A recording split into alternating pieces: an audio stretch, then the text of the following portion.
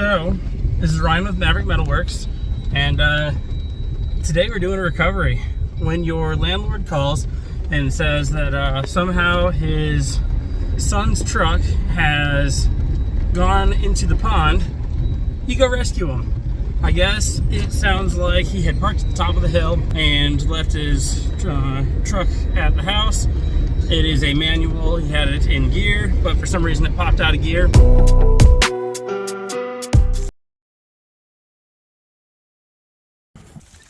Perfect. I think it'll just reach. Yeah. It should be just fine. How's the water? Cold. Can imagine. You would choose December to do this and not like July or... No! Right in the middle of winter! We'll get you some dry pants when you get out of there. Alright, so a bit of an update. Jason has gone underwater and tried to hook up to the truck, but it is freezing out here. His body is telling him no, he can't do it, which zero shame in that. Today, we have a pretty good chance on getting it out. If we wait till tomorrow, well, that chance goes down a little bit, but we'll still probably get it. The longer we wait, the further it sinks, the harder it's going to be to pull this thing out. We were talking about hiring a scuba diver to come in, bring a wetsuit, dive down, have a mask so you can see what's going on, hook onto the truck. When Austin says, you know what? I've always wanted to do a polar plunge. Screw it, I'm gonna do this. So right now we are getting everything ready, and Austin's gonna go ahead and give it a good old try. So wish us luck, let's see how it goes. If you think it's too much, there's no shame in it, but I believe in you.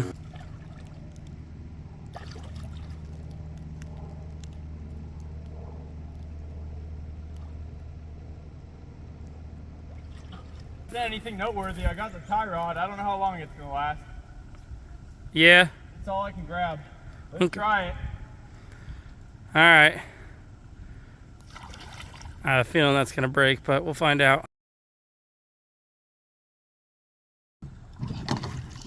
What happened? Just dropped the loose end. Oh, shit. Sorry, man. So if we don't get it today, then I would say drain the pond, and tomorrow we can try again. Because if we can get around something solid, I'm pretty confident we can get this thing out. Look who it is. We're going to give it a shot and see what we can do. Pull it nice and slow, and let this be our first attempt. So we've got our Gladiator, flatbed mid-built, tied to Dad's Wrangler up there. That way it'll keep us nice and tight. We don't have to worry about dragging us into the pond. Austin's gonna hang out here in the heat, warm up a little bit, and hold the brakes, and we'll see what we can do. Now, we're pulling from our tie rod right now. It's not exactly what we would want to be pulling from. It's not the most secure point, but with any luck, we can take it nice and slow, and it'll drag without breaking.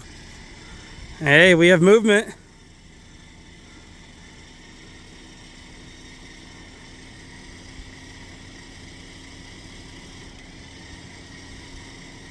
So, we're definitely pulling forward.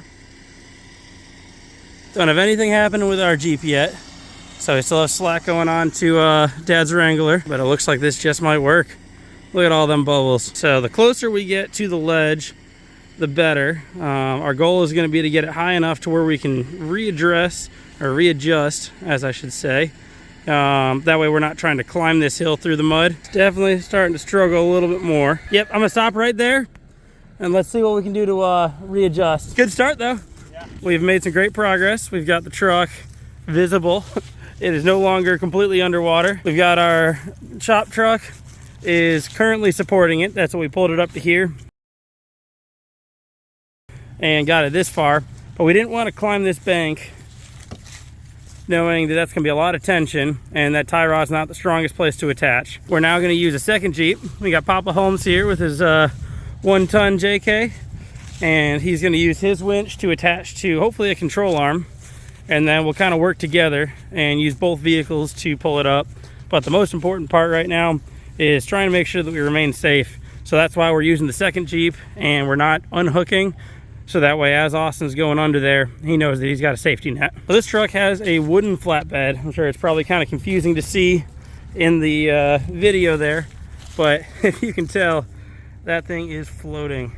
So this thing uses mostly gravity to kind of hold itself into place, and it was the one thing that was above water when we got up to the truck to see what kind of damage was done. All right, what are we attached to now, Austin? Kinda got it wrapped around I got it hooked on the upper control arm. It's Yep. not great. Okay. Well, I think the two of them together will probably be all right. All right, let's do this thing. Hold on your side. Yep. Get on your side. I'm holding it. Oh, Okay. you what? You're out of gas? What? Did you just run out of gas? What? This is the worst time to run out of gas. Well, You still got battery life? yeah. Let's see how it goes. Oh, look at that muck. Pause for a second. Let's let it drain for a minute. We're getting a lot lighter by the second. Oh, yeah. Check that out.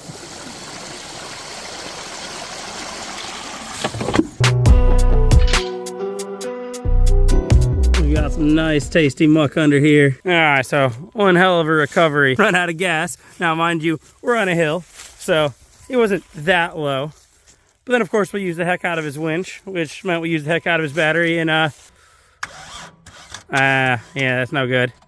So, okay, we'll be right back with cables. All right, David, it's a steep hill, so just don't break any axle shafts, okay? I'll hold on tight. All right.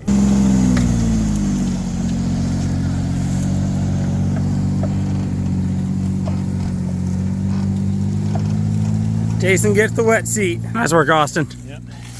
Got it. Absolutely. That was a fun twist of the day. Yeah. Well, hope you guys enjoyed, and until next time.